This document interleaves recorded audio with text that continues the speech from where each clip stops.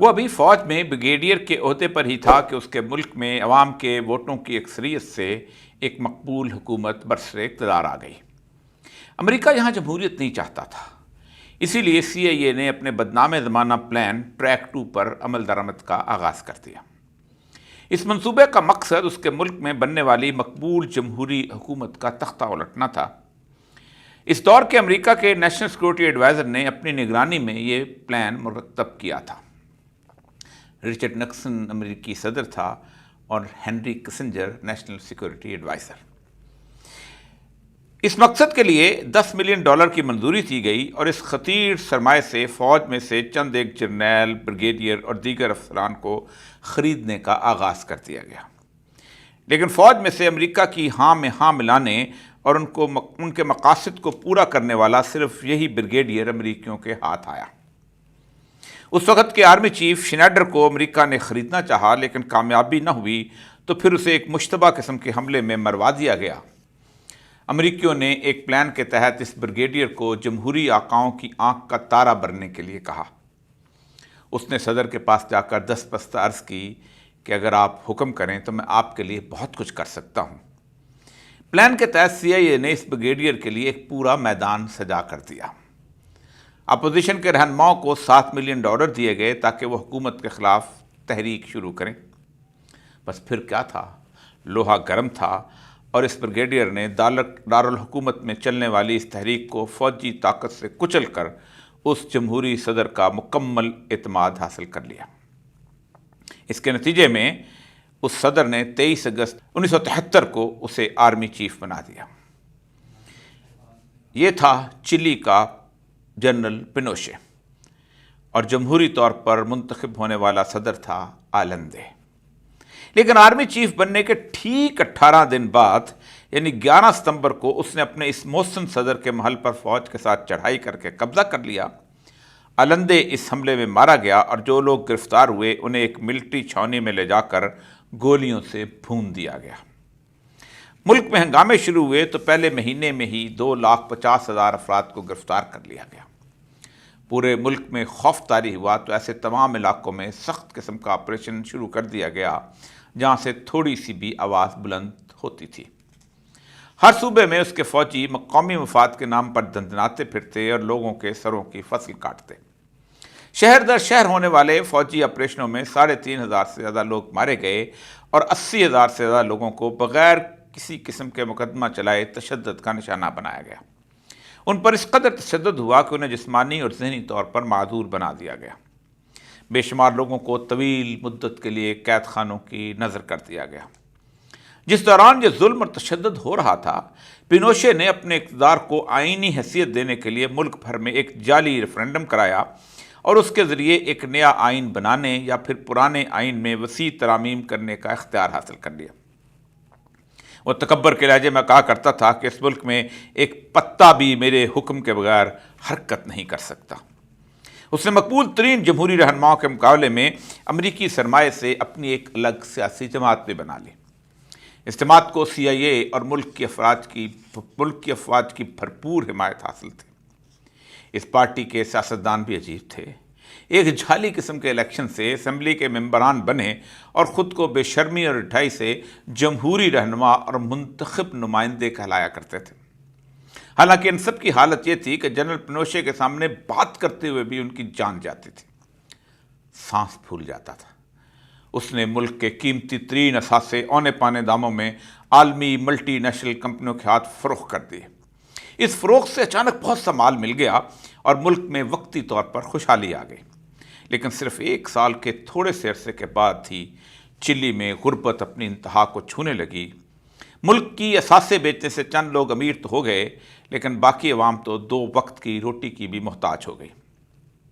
مگر ان بدترین حالات میں بھی پینوشے جب بھی گفتگو کرتا اپنی معاشی ترقی کی ڈینگیں ضرور مارتا۔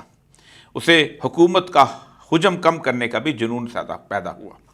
اس نے اپنے دور میں ڈاؤن سائزنگ کی پالیسی اپنائی جس سے ہزاروں سرکاری ملازمین نوکریوں سے نکال دیے گئے۔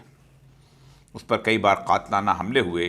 7 دسمبر 1986 کا حملہ سب سے بڑا تھا جس میں اس کے 5 باڈی گارڈ مارے گئے، لیکن وہ بچ نکلا۔ اس کے بعد اس کا غصہ، جبر اور تشدد عروج پر آ گیا۔ ہزاروں کی تعداد میں لوگ تخریب کاری کے جرم میں پکڑے گئے۔ پینوشے وہ حکمران تھا جس کے دور میں دنیا نے پہلی دفعہ لوگوں کو لاپتہ کرنے کا تصور حقیقت بنتے ہوئے دیکھا۔ لوگ دن کی روشنی میں اٹھا لیے جاتے اور پھر ان کا کوئی اتا پتہ معلوم نہ ہوتا۔ ان لاپتہ افراد کے پیارے ان کی تصویریں لیے چوکوں، چوراہوں اور سڑکوں پر در بدر آنسو بہاتے رہ جاتے۔ لیکن وقت بدلتا ہے۔ اس نے قوت اور طاقت کے نشے میں الیکشن کا اعلان کر دیا۔ 5 اکتوبر 1988 کے الیکشنوں میں عوام کی اکثریت نے پینوشے کے خلاف فیصلہ سنا دیا۔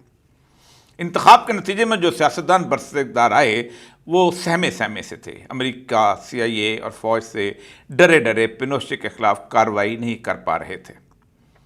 انہوں نے سب سے پہلے اسی کی بنائی ہوئی آئینی ترامیم ختم کی، لیکن امریکہ کا خوف اتنا دلوں میں بیٹھا ہوا تھا کہ پینوشے کو آرمی چیف کے عہدے سے ہٹانے کی کوئی ہمت نہ کر سکا۔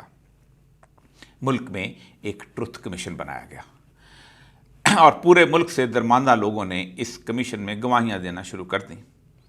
اسے 2115 لوگوں کی موت اور 957 لوگوں کو لاپتہ کرنے کا مجرم ٹھہرایا گیا۔ اس نے کہا اگر ایک فوجی سپاہی کو بھی ہاتھ لگایا گیا تو ملک میں قیامت برپا ہو جائے گی۔ لیکن کمیشن نے 600 فوجی افسران کو انسانوں کے قتل کا ذمہ دار ٹھہرایا۔ چلی کی خفیہ ایجنسی کے سربراہ مینوئل کونٹریا اور اس کے ڈپٹی کو سزا سنا دی گئی، لیکن پورے ملک میں پتہ بھی نہ ہلا۔ پینوشے نے آئین میں ترمیم کر کے فوج کے سربراہ کو قانون سے مستثنی قرار دلوا لیا تھا، اس لیے اس پر مقدمہ نہ چل سکا۔ ایک امریکی بلا کو سر سے اتارنے کے لیے اسے 10 مارچ 1998 کو ریٹائر کر کے تاحیات سینیٹر بنوا دیا گیا تاکہ یہ خاموش رہے۔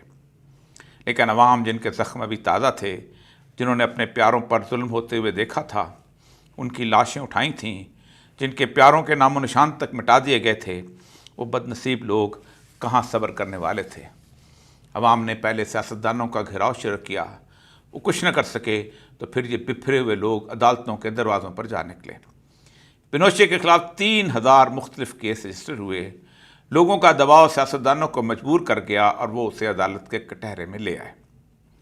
ایسے میں وہ امریکہ بھی اس کی مدد کو نہ آیا جس کی خوشنودی کے لیے اس نے عوام پر ظلم ڈھائے تھے۔ وہ بھاگ کر امریکہ چلا گیا تو امریکہ نے اسے پناہ دینے سے انکار کر دیا۔ یہی نہیں بلکہ اسے امریکہ نے ہی برطانیہ جاتے ہوئے گرفتار کروا کے چلی کی جمہوری حکومت کے سپرد کر دیا۔ اس کا مقدمہ ایک طویل رودات ہے۔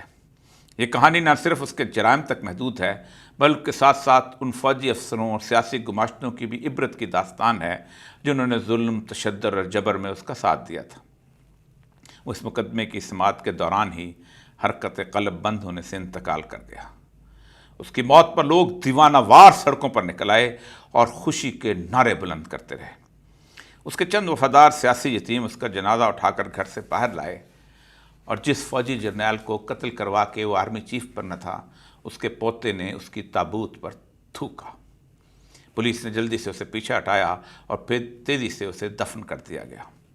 اسے کسی قسم کا سرکاری اعزاز تک نہ دیا گیا۔ یہ کہانی نہیں، آج کے ایک دور کا جیتا جاگتا واقعہ ہے۔ یہ عبرت کی ایک داستان کے طور پر 11 دسمبر 2006 کو دفن کر دیا گیا۔ اس کی موت زندہ قوموں کی تاریخ کا ایک روشن اصول ہے جو چلی کی زندہ، غیور اور باغیرت قوم متعین کر گئی کہ کسی ایسے شخص کو جو پوری قوم کا مجرم ہو، جس کے ظلم سے بستیوں میں خوف پھیلا ہو، جس کے تشدد سے گھرانے برباد ہوئے ہوں، اس کے جرم کو معاف کرنے کا اختیار کسی منتخب حکمران، کسی سیاسی لیڈر یا کسی فوجی سربراہ کو بھی حاصل نہیں ہوتا۔